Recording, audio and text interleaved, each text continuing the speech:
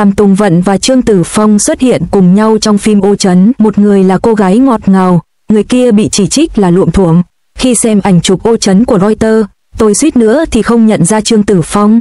Cô gái 23 tuổi mặc một chiếc áo nỉ vàng rộng thùng thình, tóc búi hờ, vài sợi tóc dính vào mặt và đôi giày vải trông cũng bẩn thỉu. Bên cạnh cô, Đàm Tùng Vận, 34 tuổi, mặc một chiếc áo len cardigan trắng với quần sót trắng và một chiếc túi nhỏ. Nụ cười của cô để lộ đôi má phúng phính, trông cô như nữ chính trong một bộ phim học đường. Hình ảnh này gây ấn tượng mạnh mẽ.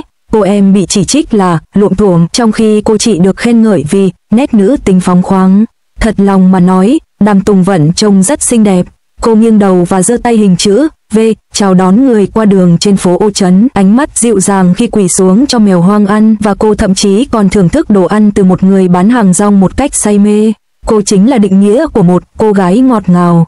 Một số cư dân mạng đã lục lại những bức ảnh cũ của cô từ 10 năm trước và so sánh, nhận thấy cô trông gần như không thay đổi, như thể đã bị cho ăn chất bảo quản. Cô biết cách làm mình đẹp nhất, áo len cardigan và giày thể thao trắng, những món đồ cơ bản nhưng sạch sẽ và tươi mới. Cô thậm chí còn khoác thêm một chiếc áo khoác khi trời lạnh, một nét giản dị khiến cô trông thật giản dị. Trương Tử Phong, ngược lại mang một diện mạo hoàn toàn khác. Cô mặc áo nỉ ve vàng rộng thùng thình với quần ống rộng màu đen, đội mũ lưỡi chai kéo thấp đến mức không thể nhìn thấy mắt nếu không ngước lên.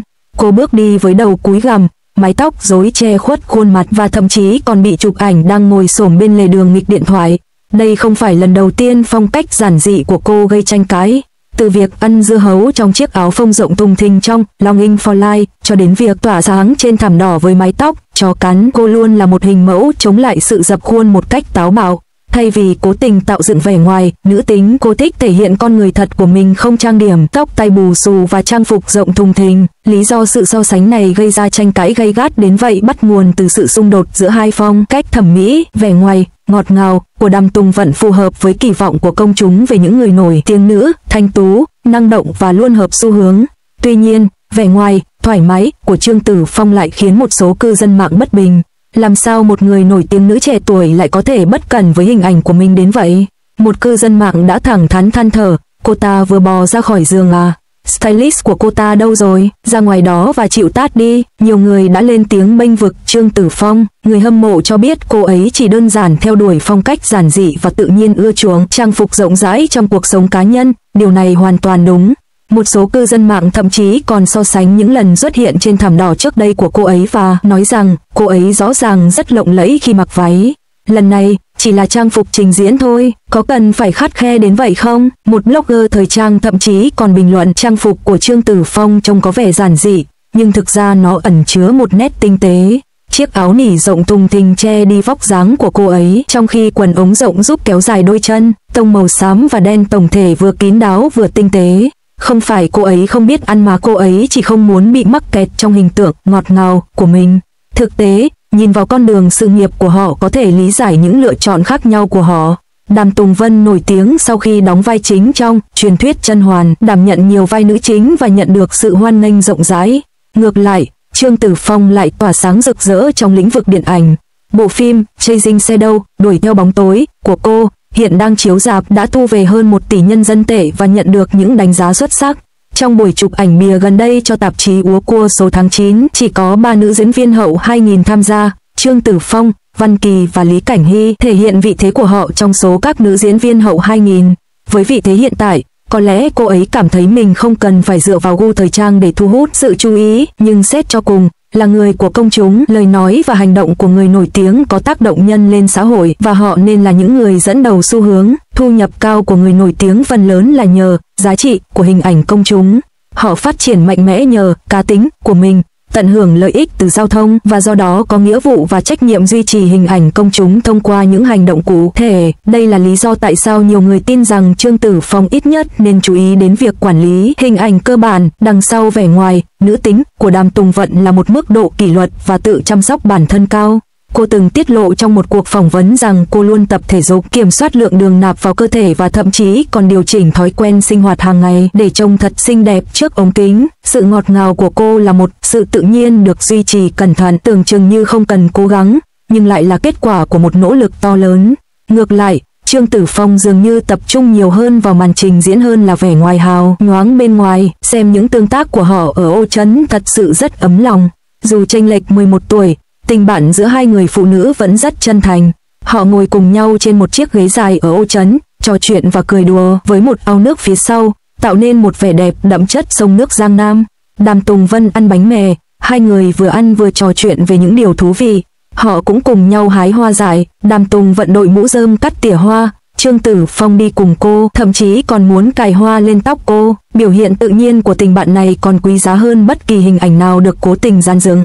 Vậy câu hỏi đặt ra là, liệu những người nổi tiếng nữ có nghĩa vụ phải luôn trau chuốt không? Hay là chính mình, giống như Trương Tử Phong, mới thực sự chân thật? Nếu một người nổi tiếng nam mặc áo nỉ rộng thùng thình và đội mũ len thấp, liệu anh ta có còn bị gọi là luộm thuộm không? Tan Sao Nghia và Trang Di Phân đi dạo và ăn uống ở U Trân, và những người bạn thân của họ ngay lập tức lấn át hào quang của người nổi tiếng. Mùa mới của A Longing for Life được quay tại Ô Trấn. Cuộc sống thường nhật của Đàm Tùng Vận và Trương Tử Phong thật đáng ngưỡng mộ, và những tương tác vui vẻ của họ khi dạo bước mang lại nụ cười trên khuôn mặt khán giả. Trang phục giản dị của Trương Tử Phong, tuy có phần luộm thuộm nhưng lại toát lên vẻ thoải mái và chân thật hiếm có, trong khi nét trẻ trung và phong thái ấm áp của Đàm Tùng Vận là điểm nhấn chính của bộ phim. Mùa này không chỉ đưa chúng ta vào khung cảnh mờ ảo của Giang Nam mà còn cho phép chúng ta trải nghiệm vẻ đẹp của tình bạn và cuộc sống. Mùa mới của A Longing for Life được quay tại Ô Trấn ngay lập tức đưa chúng ta đến với khung cảnh mờ ảo của Giang Nam. Ô Trấn vốn đã là một điểm du lịch nổi tiếng, và với lợi thế là một chương trình tạp kỹ, ngay cả người qua đường cũng không thể cưỡng lại việc chụp thêm ảnh, khiến internet tràn ngập những bức ảnh rò rỉ. Thực tế, bản thân chương trình là sự hòa quyện giữa một địa điểm được mong đợi và những con người được mong đợi, hòa quyện vào nhau khiến thế giới dường như dịu dàng hơn một chút. Cặp đôi gây chú ý nhất là Đàm Tùng Vân và Trương Tử Phong. Đàm Tùng Vận khá kín tiếng trong các chương trình tạp kỹ, hiếm khi xuất hiện trên các chương trình truyền hình thực tế nổi tiếng khác. Tuy nhiên, cô lại vui vẻ tham gia A Longing for Life, như thể gặp lại một người bạn cũ. Đối với Đàm Tùng Vân, chương trình như nhà vậy, cô và thầy Hà luôn thân thiết, còn Trương Tử Phong thì như em gái ruột. Dạo quanh Ô Trấn, hai người trông như những đôi tình nhân thuở nhỏ. Mỗi khi máy quay lia đến, họ lại vui vẻ trò chuyện, thưởng thức đồ ăn thức uống, hoặc tán gẫu, một hình ảnh hoàn hảo về cuộc sống thường nhật của một nhóm bạn thân. Cuộc sống của người nổi tiếng quả thực đáng mơ ước. Đôi khi bạn tự hỏi, những người này chẳng cần phải diễn xuất, họ chỉ cần vui vẻ đóng phim mà vẫn kiếm được tiền. Sự nghiệp này giống như cái mà bà gọi là đứa trẻ may mắn. Riêng Trương Tử Phong nổi tiếng với vẻ ngoài trầm lặng, nhưng khi gặp Đàm Tùng Vận, cô như bừng sáng. Tính cách dè dặt của cô thay đổi khi ở bên Đàm Tùng Vận, và mỗi khung hình đều tràn ngập niềm vui. Sự tương tác của họ khiến người xem mỉm cười. Thời tiết ở Ô Trấn khá ấm áp, và Đàm Tùng Vân mặc quần sót và áo khoác. Ban đầu, cô ấy mặc áo ba lỗ, nhưng khi cảm nhận được làn gió nhẹ, có lẽ cô ấy đã mặc thêm áo khoác. Dù đã 35 tuổi, thần thái của cô, kết hợp với mái tóc đuôi ngựa, vẫn toát lên vẻ trẻ trung như một thiếu nữ bước vào công sở. Trương Tử Phong, như thường lệ, vẫn giản dị, thoải mái với áo phông và quần jean.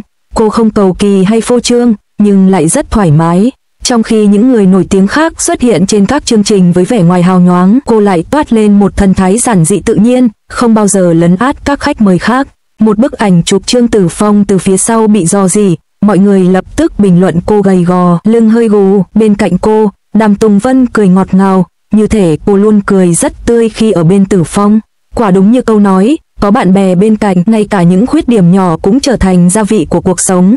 Để chuyển cảnh, hai người lên xe buýt tham quan. Ô Trấn đông nghẹt người, đi bộ cũng không dễ dàng như đi xe điện. Trương Tử Phong trông có vẻ hơi thất vọng, với mái tóc xoăn tự nhiên và chiếc mũ đội sụp xuống.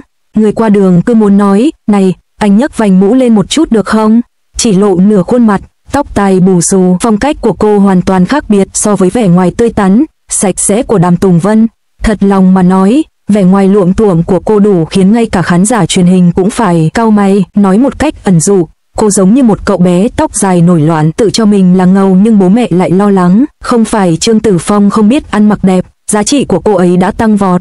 Cô ấy đã tạo dựng được tên tuổi trong ngành điện ảnh, với những bộ phim như Xin chào, Chua và Chị gái tôi, giúp cô ấy trở thành một sức hút phòng vé vững chắc. Các thương hiệu cũng háo hức hợp tác với cô ấy, và thống kê gần đây cho thấy thù lao quảng cáo của cô ấy gần 10 triệu nhân dân tệ, đủ để thuê một stylist trợ lý cho người nổi tiếng. Cô ấy không cần stylist, vậy mà vẫn rất tự do, thật khó để không lo lắng cho cô ấy. Suy cho cùng, Hình ảnh là một khía cạnh quan trọng của ngành giải trí. Mỗi khi chương trình của cô ấy lên sóng, ánh mắt của khán giả đều đổ dồn về phía cô ấy. Giống như hồi nhỏ, mẹ tôi vẫn thường dặn dò, ra ngoài đừng quá luộm thuộm nhé, kẻo tôi mất hình tượng. Nhưng Trương Tử Phong không hề chú trọng vẻ bề ngoài, giống như một Phật tử dựa vào tài năng và công việc để khẳng định bản thân. Hiếm khi tìm được một ngôi sao nào thoải mái như vậy. Nhưng với tư cách là khán giả, đôi khi chúng ta cũng mong cô ấy quan tâm đến khán giả hơn một chút. Cuộc sống ở Ô Trấn vốn đã đủ nhàn nhã, và cách cô ấy sống giản dị, pha chút tinh tế chính là điểm nhấn hoàn hảo. Những con người và sự kiện được giới thiệu trong mùa này của A Longing for Life đồng điệu sâu sắc với khát vọng của những người bình thường, thưởng thức ẩm thực, vui chơi và bầu bạn cùng bạn bè thân thiết, thậm chí một chút luộm thuộm cũng mang lại cảm giác tự do và chân thực. Nếu bạn cũng đang háo hức chờ đón sự nhộn nhịp của Ô Trấn, hãy theo dõi Reuters để khám phá những góc nhìn phản chiếu cuộc sống của chính mình.